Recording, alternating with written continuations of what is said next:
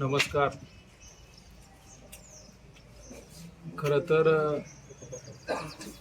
आज 30 तारीख आणि आपल्या सगळ्यांनाच माहिती आहे की परवा दिवशी 28 जानेवारी हा दिवस महाराष्ट्रासाठी नव्हे तर महाराष्ट्रातल्या घरातली प्रत्येक जनतेसाठी आणि देशासाठी हा काळा दिवस आहे असं माझ्यासारख्या कार्यकर्त्याचं या ठिकाणी मत आहे.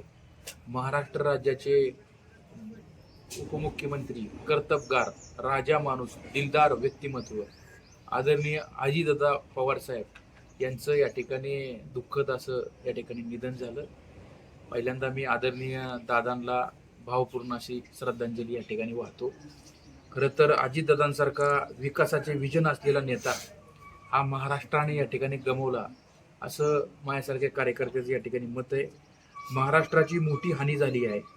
मुख्यमंत्री देवेंद्रजी फडणवीस साहेब आणि अजितदादांची खूप घट्ट मैत्री या ठिकाणी होती.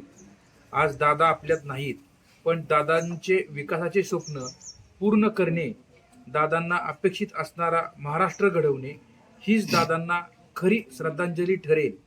आणि आपल्या दिलदार आणि दमदार मित्राचे हे अपूर्ण राहिलेले स्वप्न पूर्ण करण्यासाठी देवेंद्र फडणवीस साहेब जानकी बाजी लावतील हा विश्वास मला या ठिकाणी वाटतो. खऱ्या अर्थानं दादा गेल्यानं हे कधीच भरून न येणारी खाली एक हानी महाराष्ट्राची या ठिकाणी झालेली आहे. मी इंदापूर तालुका भारतीय जनता पार्टीच्या वतीनं आदरणीय अजितदादांना भावपूर्ण अशी श्रद्धांजली या ठिकाणी वाहतो.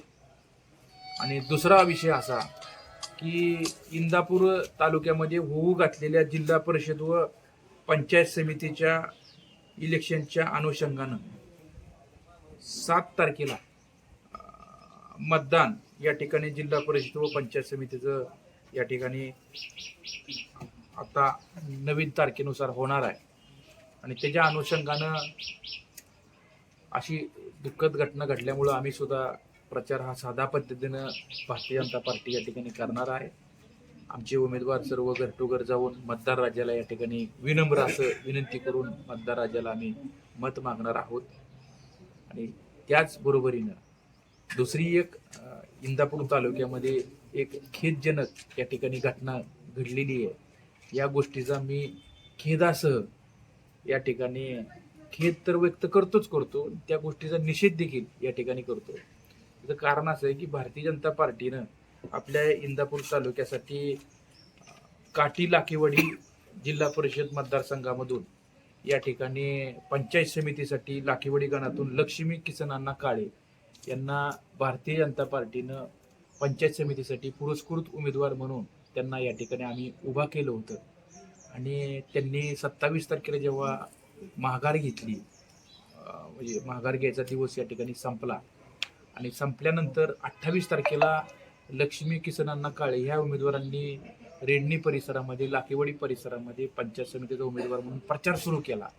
आणि जेव्हा प्रचार सुरू केला तेव्हा विरोधातील पक्षानं त्यांना एक उचलून नेणं, त्यांना एक अशा पद्धतीने या ठिकाणी त्रास दिला, तेच त्यांचे या ठिकाणी आता आपल्याला सांगतील. या गोष्टीचा मी या ठिकाणी खेद व्यक्त करतो आणि ते आज आपल्यासमोर आहेत, तेही आपल्याला या ठिकाणी सांगतीलच.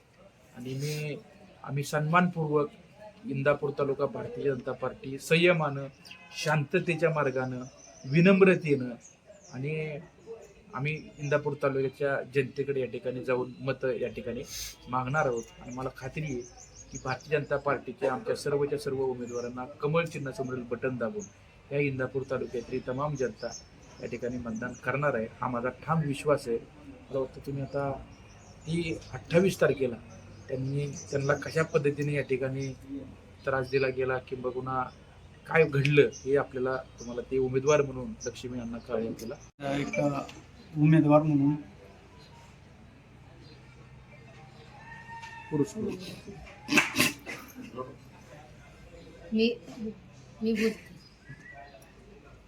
मी सौ लक्ष्मी किसन नाना काळे भाजपचे पुरस्कृत उमेदवार म्हणून आम्हाला पद दिलं होतं, पण त्यांनी रात्रीचं काय केलं, आमच्या मालकाला 2 वाजता त्यांनी गाडी पाठवली आणि कोण ओळखीची नव्हती ती घेऊन गेली. मग तिथं गेल्यावर त्यांच्यावर दबाव आला, ती म्हणली तुमच्या घरच्यांना बोलवून. मग त्यांनी दुसरी गाडी पाठवली. माझा मुलगा तर जाऊच नको म्हणत होता, पण म्हणलं ह्यांना काय झालं तर आपण मी आणि धाकटा मुलगा दोघं गेलो.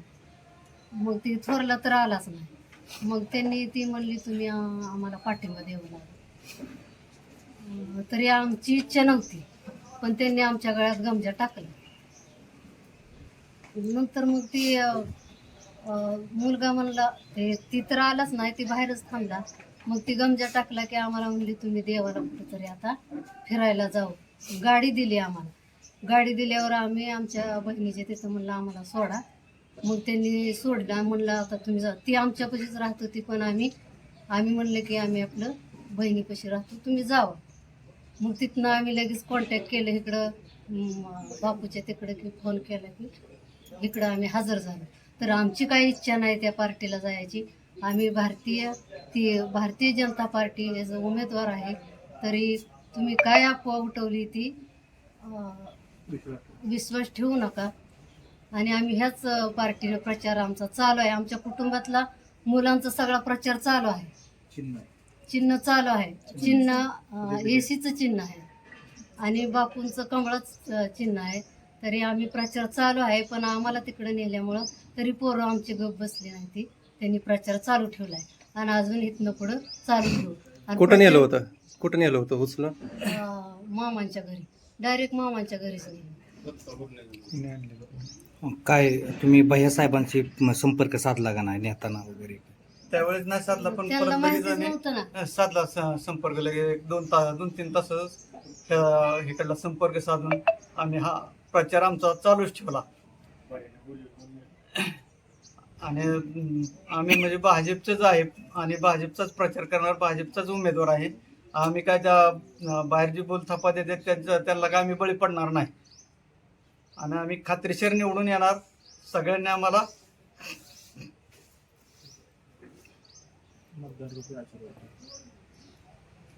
मतदान रूपी आशीर्वाद द्यावा. बघा, आपण आता हे सगळं पाहिलं असेल. मला एकच विनम्रपणे आव्हान आणि विनंती करायची की लोकशाही ही जिवंत राहिली पाहिजे. म्हणूनच आम्ही म्हणतोय की दबावशाहीचं राजकारण बंद करून, घराणेशाहीचं राजकारण जरा बंद करून लोकशाही आपण इंदापूर तालुक्यातल्या जनतेनं जागृत ठेवली पाहिजे. या मताचा मी आहे. कोणताही उमेदवाराला घरी बोलवून अशा पद्धतीने करणं हे मला खेदजनक आहे.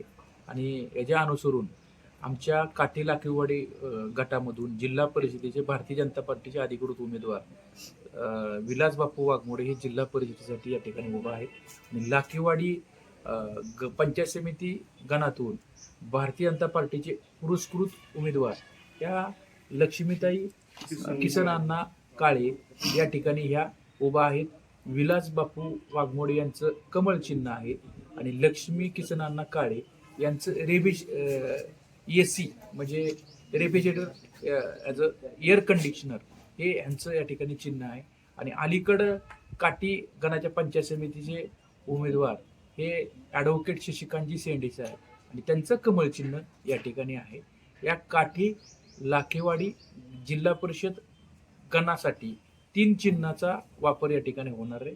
की अलीकड काठी गण पंचायत समितीसाठी कमळ आहे, झेडपीसाठी कमळ आहे आणि फक्त लाखेवाडी पंचायत समिती गणासाठी हे AC एअर कंडिशनर हे या ठिकाणी चिन्ह असणार आहे.